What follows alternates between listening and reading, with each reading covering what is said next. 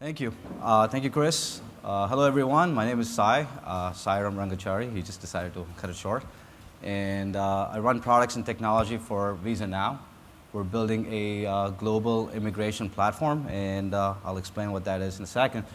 So why I'm here today is essentially to talk about how we're leveraging technology for global people mobility. So that's a mouthful. And what that really means is, unlike the virtual world where anybody can talk to anybody, do business with anyone, the real world has barriers, right? I mean, barriers in transportation, economic barriers, infrastructure barriers. But I'm here to talk about a specific set of barriers, in the form of visas and immigration. So anybody who's been through the visa process or an immigration process, or knows somebody who's been through it, knows it's stressful. And it's stressful because it's a very, very emotional thing, right? And we're talking about people's livelihood, families, studying, all kinds of stuff. So it's a very, very emotional thing, but it's also stressful because it's a few other things. So you don't have access to good information. You don't have access to the right information at the right time, for once. Two, there is no transparency, right? So it's kind of like you apply, you're kind of like waiting, and you have to make phone calls. It's not convenient at all. And I can vouch for it personally. I can vouch for it through people that I know. And it's just not convenient. There's no transparency, and forget control. So there's no control in the process. You're at the mercy of the people that are supposedly you're paying to help you do that. So the visa process is extremely stressful. As you can see in the guy there, he looks pretty stressed. And so as we talk about this whole movement of people, right? People, we're beginning to move for work. We're beginning to move for study, education. We're beginning to move for study abroad. There's a lot of value in studying abroad, and then plain and simple vacation and all that stuff. So the real question is, how do we leverage technology to solve these problems, right? How do we bring about transparency? How do we bring about this convenience? How do we bring about this access to information for people? And then how do you bring about this control that we're talking about? But most of all, I know a lot of us value this trait. I know I personally value this trait, which is accountability. There is zero accountability in the process, right? It's somebody screws up your process, you're going to bear the brunt of it, not them. And so we want to change all these things, right? So this is a crazy picture. This is an airline network picture, but I thought this kind of portrayed what we're trying to do very well. This is a look on what globalization looks today, right? These are the various airlines going from various sources and destinations. But the one thing that kind of really stands out for me is you see the borders are kind of vanishing, right? There are no borders anymore, and people are moving for a whole variety of reasons. So before I kind of jump into how we're leveraging technology to solve these problems, it's kind of important to highlight a couple of things, right? We all know about outsourcing technology, working with Indian teams, working with manufacturing companies in China, but there's the reverse thing happening now. This is like the true globalization. The Flipkart, which is one of the biggest darling of Indian startups in Indian e-commerce, they just hired a former Google employee to sit out of the Silicon Valley to run their innovation and products. So they're building an innovation team in the Silicon Valley. All the Chinese companies, they're building out a huge people infrastructure in the US. So globalization today looks like this. I think in about 10, 15, 20 years, we're all going to be like citizens of the world. So how big is this market? The market is $12 billion just in the US alone, right? It's a pretty big market, served by mom and pop businesses for the most part. Rapidly growing globally, and there's an enormous marketplace opportunity that we can do in the world, for the world. So as we talked about some of these traits that we want to do, like transparency, convenience, access to information and control, same way we have some traits that we want to instill and imbibe in our technology. Number one, it's a global business, global availability, so we want the cloud. It's a cloud-driven solution. We're heading towards the cloud.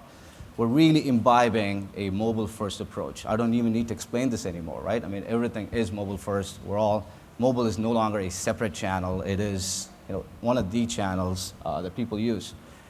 Service-driven. Any engineer knows the value of this one, right? So we have to decouple the business logic through services in the front end so we can innovate in a very, very agile fashion. And then the last thing, all these things that we build is for naught if we don't focus on the user experience, right? And Apple changed it for everybody. I don't want to quote a cliche Steve Jobs quote to make that point. Everybody understands that user experience is how people use the product. It's not how you make things pretty or anything anymore. So this is an example of how we view the world, right? It's as simple as customer comes in, signs up online, they submit, they get access to the right information, they know what documents they need for that process, right? We help them figure that out. They submit the documents, there's check, check, check, it's done, it goes through the funnel, they go live their life, they get their visa, immigration, whatever they need done. So let's take a quick peek into our technology, right? And what I want to do is highlight a couple of specific features that are complex and kind of illustrate what we're doing with the technology there. So I talked about this access to the right information. What that really means is we built this tool called Visa Finder that kind of brings in all the visas together so people don't have to come in and figure out what visa they need. We ask them, are you a U.S. citizen? Are you going somewhere? Or are you coming into the U.S.? You're bringing your family? Is your work sponsoring? There's a bunch of simple questions that kind of ultimately helps them arrive at this right visa that fits their needs, right? So you no longer have to fit, like I talked about, it's the access to the right information. Once you know what the visa is, we give you a checklist of documents that you need to submit so we can finish this up. The next thing I want to talk about is a dynamic document management, right? So what this really means is, we're working with the government for what it's worth. And they set the policy, they're the gatekeepers for these things. There is an innumerable number of variations on the visa type. It depends on where you're from, what kind of job you're coming into, whether you're coming to alone or not. So there is a plethora of documents, and it's not scalable for us to have one document for each permutation. So we built a dynamic document management system driven by XML that's pretty ubiquitous. So we can go in and control in the back end. It's very accurate, it updates in real time, and we're on our way to building smart forms so people don't even have to figure out what the little fields in the forms are. They answer a bunch of questions and we build out the form for them and print it out for them. So the last thing I wanted to kind of highlight in terms of the feature set is our internal workflow. And when we say paperless, we really mean it. So we haven't gotten rid of the printers just yet, but I think that's one of our goals. We really want to be completely paperless. We want cases to be processed in days, not weeks, not months. So that's our goal. And essentially, we've automated a whole bunch of processes. We're getting into the OCR world so we can start scanning documents and populating it. We want the paperless workflow so it goes from one step to the next step and it's completely transparent for the end user. We want to build a mobile app so people can just pull out the mobile app and see where they are in the process, what the next milestones are. So they're never nervous. It's no different than ordering an Uber, right? You don't drive the car, you don't know how that happens, but you pull out the app, you know exactly where the driver is, what's the ETA for you to get there, and you know what the next milestones are. So, we would have failed if we built all this and didn't personalize it for the user, because ultimately it is an emotional thing we talked about. So our attorneys are available on demand for the customers, and we want to leverage technology and the user experience, so we provide a very personalized experience for the end user. So those are the three features, and during the Q&A we can kind of explore more if you guys have any questions. So what's fueling our growth, right? I mean, we're growing rapidly. We have a new CEO, the former CEO of Apartments.com is our leader right now. We brought in a whole bunch of people, and we just landed a whole bunch of funding and capital from General Catalyst, right? So these are the same guys that invested in Snapchat, Kayak, Airbnb. They think this is a huge space. We obviously believe that it's a huge space, and we just landed a good infusion of capital from them, and we're growing. So as I talked about user experience and our commitment to users and the personalization and the emotion, so there is one score that we talk about constantly inside the company. It's the NPS. And for people that don't know, it's essentially how many of your customers are willing to promote, refer your product to their friends and family versus the people that won't, right? So it's that ratio. So our NPS score is 3 times the industry average. And we're constantly striving for that to be 4 or 5 times. So hopefully we'll reach it's on a 0 to 100 scale. and we're very high up there, and we'll continue to be there.